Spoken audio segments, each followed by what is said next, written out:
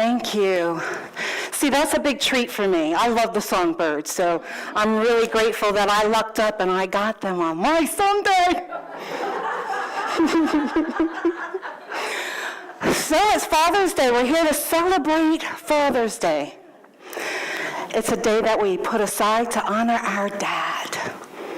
Now, for most of us, our first relationship with our dad is one of the authority figure, the one who has the discipline over us, the one who is in charge of making sure that we're safe. And as we grow up, we come to think that dad has all the answers. He's usually right. And his role is to guide us to become the greatest potential that we could possibly become while ensuring that he keeps us safe from harm. Right? That's the role that we think. So every Father's Day that comes around, there's this celebration not just for the average dad, but for Dad, the hero. Where's the cape, right? And if you think that I'm making this up, all we have to do is go to any store to try to buy a card for Father's Day, right? That will just depict our average connection with our dad. And it's, I don't know about you, but I'm like, oh my God, really? Oh, no, I can't. There's not even a chance that I could use that card, right? Because we've come to this belief about the perfection of fatherhood. So where do we get that idea from? We get that idea from what is called the collective unconscious. Now, some of you are like, oh God, she's going to go deep again, this Sherrie. You know what? Just keep it light, girl. Well, you know that's not how I roll, right? Okay. So where does that term come from? It comes from Carl Jung, who is one of the founding fathers of modern psychiatry. And he suggests that the collective unconscious has evolved over thousands of years in humanity. And what has come from that are called archetypes. Now, archetypes are basically just a fancy name to say blueprints. Blueprint for human behavior, blueprint for concepts, blueprint for roles. And of course, there are lots of them. There's even an archetype about a God that lives, that dies, and is resurrected. Now, you think that might only be in Christianity, but you can read about something like that in Sumerian texts, in Greek mythology, even in Native American legend. You see these concepts, these archetypes cross cultural lines and languages. They are seen in rituals and symbols that are easily recognized by everyone. So we talk about father, right? And in the archetypes, there is the great father, which is the overarching archetype, and that is seen as of the sun and of the sky, about illumination, right? When we think of the mother, we think of Mother Earth, right? So the Father in the heavens impregnates Mother Earth. So that's your basic male-female archetype. But even in archetypes, then, we have a breakdown in masculine archetypes. There's this book that I found that I really liked, and it's called The King, the Warrior, the Magician, and the Lover, Rediscovering Male Archetypes, Mature Masculine Male Archetypes. And one of the things that I found that I love is this chart. It talks about the different male archetypes that are pretty common in our society. The bottom aspect there are the boyhood archetypes. The boyhood archetypes. And when the boyhood archetypes mature, they push then into the king, the warrior, the magician, or the lover. With me so far? Okay. And in each of these archetypes, there's three parts, tripart. The top aspect up there represents the full maturity of that archetype, while the bottom two legs talk about the shadow aspects. When I say shadow, do we all know what we're talking about? Yeah. Okay. Do I need to break it down for anyone? No. Okay. The shadow aspect. And it can be an overdeveloped shadow aspect or an underdeveloped shadow aspect. So I won't go in all of these in detail because that's a workshop. But no, I'm not plugging. But I just wanted you to be aware. The archetypes. So let's say, for instance, we look at the graph here. You can see that at the bottom we're talking about immature masculine, and at the top we're talking about mature masculine archetype. So for the edible child, right, on the overdeveloped shadow, that would be somebody who becomes a mama's boy. Where the underdeveloped one would be the dreamer. He's kind of untethered, a dreamer. And then, once that archetype, that person develops into the mature level of that particular archetype, they then will grow into the lover. And in each of these, once again, you can see that there are overdeveloped shadows and underdeveloped shadows. So for someone that goes into the lover, if they're at full maturity, that's wonderful, right?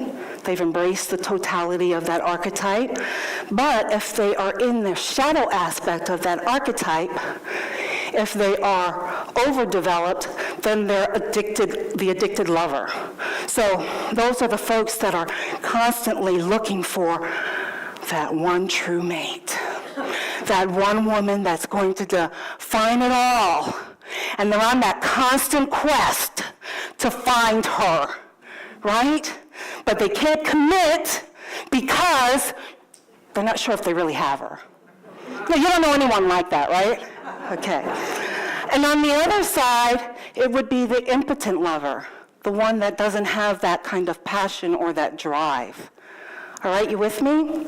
So for each of these, you can see that there is a child that goes into the adult, the mature archetype. So I'm going to focus on the top ones. The magician comes from the precocious child. And so once again, the shadow aspects of that would be over, would be the detached manipulator, and under would be the one that is always the innocent one. Okay. And so we go across to the warrior. In their fullness, they've embraced the totality of what that is, right? If they're overdeveloped, then they become the sadists of the world. And underdeveloped is the masochist. And then we go over to the king. Now, the author suggests that the king archetype has developed through all of those previous archetypes, and that he has embraced the totality of manhood, of being masculine. The king, when it's in its healthiest place, that is the one that gives the blessings to others. That's the leader of others. He's not trying to take, he's trying to elevate others. Now, if that is not fully developed and mature, someone in that archetype could become a tyrant, where he's a destroyer as opposed to an elevator. Completely narcissistic. It's all about him. If anyone goes against him, he's easily enraged and becomes very threatening and a bully. On the flip side, the one that is underdeveloped in the shadow just says, do whatever you want. They just kind of give up their power and authority in their lives. And usually they'll either be run by their wife or their mom. Don't know any of those either, do you? Okay. So when we think about our dad resides in that king archetype. With me? He embodies everything. He's the one that is totally calm and collected when a crisis happens. He's the rock that you go to when anything is amiss. He's going to be balanced and clear in decisions. And he's going to care about your well-being. So that's where we get this perfection of fatherhood from that archetype. The authors in this book has this wonderful quote that I thought was really pertinent to where we are. He says, one of the biggest problems facing men in the West is that most men are still ruled by boyhood archetypes. Boyhood archetypes. We are in a society that elevates youth. Boyhood archetypes. And haven't moved to harnessing the mature masculine. As a result, we have a society of men who act and think like teenagers. They are boys pretending to be men. Boys pretending to be men. Now, I know for some of us, we were blessed to have dads that were in the mature king archetype. But for most of us, we did not have that. And what's really interesting is that unconsciously, we spend a lot of our adult life replicating that relationship of our dad, in the hopes that in this relationship, name, gender changes as the years go on, but we still keep replicating it over and over again in the hopes that finally we will win. Finally, our dad will approve and we will be deserving of love. Names, age, gender changes. But this is what drives us to unconsciously keep recreating those childhood relationships. Got it? All right, good. So I'm going to ask you to go to the next slide, if you would, just so that they're not always staring at that chart like, oh my God, how am I going to remember that? If you want a copy of that chart, you can find it. Website is artofmanliness.com. Artofmanliness.com. So unconsciously, we're trying to get these relationships to finally win, to finally get dad's love, to finally get dad's approval. And as we do that, we are coming from a place of woundedness. We're not coming from our highest place. And I'm here to tell you that when we come from that place of woundedness, we are never going to win. We are never going to win. We're just going to keep recreating these relationships that hurt us, that we don't feel our needs are being met. And here's the way that I figured out to get through this. Two-pronged, because you know I always say we're divine humans, right? So psychologically, on the human side, it's about really understanding family systems. And then on the spiritual side, it's understanding some spiritual concepts. So I'm going to start first with the family systems. When I talk about family systems, I'm talking about the system that you grew up in as a kid. Those all have differing dynamics. And our parents learn how to parent, guess how? From their parents and their family system, right? So, surprise, surprise, your dad couldn't be any other way than what your dad is. Now, I know we get this and we take it really personally, that it's all about us and all about that angst. But it's simply family systems. And it also depends on where they are in their birthing order as well, right? Usually the firstborn, what's the firstborn? Responsible, he's the hero. And the baby? Immature, scapegoat, clown, right? Yeah. So my dad, for example, baby, right? He learned from his dad. And because he also had the irresponsible aspect to his archetype, he was a goof. He was a party guy. Think about it. My parents got married at 20 and 23. My dad was 23. He wasn't done partying. That was what he wanted to do. So imagine my surprise that he couldn't put my needs above his own narcissistic needs for fun, to hang out with the boys, right? The wife will handle the child rearing, and he was the king of his castle. No surprise there, right? But from experiencing that, I think it's personal. It's not. It's just family systems. Simple. He couldn't be any other way. And then from the soul aspect, here's what I personally believe. I believe that before we incarnate, we are in soul clusters. So the essence of our souls, we're in soul clusters. And before we incarnate, we talk with other souls. What do I really need when I incarnate for my highest soul's evolution? What do I have to experience? And the folks in my soul cluster go, I can support you. How do I support you? Well, I'll be your mom, I'll be your dad, I'll be your sister, I'll be your husband. Right? So that's what I believe. So that's the spiritual piece of that. So if I understand that, then that means my dad was exactly who I needed him to be. Did you hear that? My dad was perfect for me. Your dad, perfect for you.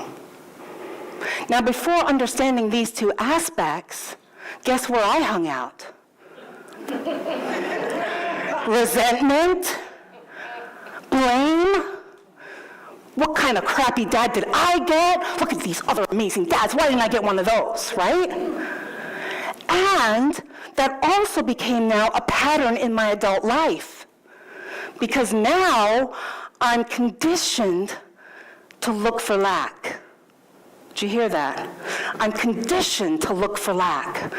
So a miracle could appear before me, and I would be like, how come my miracle is less than that person's miracle, right? And that was my life pattern until I really got this concept on a cellular level. And I can now shift consciousness, shift my belief. Now, what I'm saying to you, it doesn't make what I experienced as a child, whether it's neglect or abuse or whatever it is, it doesn't make it okay. I'm not saying that. You see, because their behaviors or lack thereof, that's their stuff to deal with. Get me? But what's mine to deal with? Mine to deal with is the life that I am living. That's my responsibility. So do I want to be a resentful lack person? I don't know about you, but no. I want to be in joy in my life. I want to feel abundant. I want to feel the possibilities. I want to see the miracles. And I can't see them if I'm in resentment and lack. So a shift. So I'll tell you a secret. When I was 25, I started therapy. Yes, psychological therapy. Not PT therapy, psychological therapy. And one of the questions that my first therapist said to me is, what gifts did you get from your dad? I was like, woman, have you not been listening to my therapy sessions? What are you talking about? Right? I was like, nothing. And it took me a little time to find those pearls. One of the gifts I got from my dad is my love of cartoons and animated videos. You know, I bring them in, right? I got that from him. Saturday morning, we would sit down, and his thing was Roadrunner. And he would howl with laughter.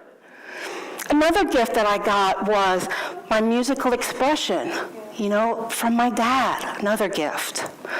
Another gift is not taking myself so seriously and having a terrific sense of humor, no matter what's going on. Those are gifts. Now I'm going to ask the question from the spiritual side, what soul agreements could we have gone into together? What soul agreement could I have gotten from my dad?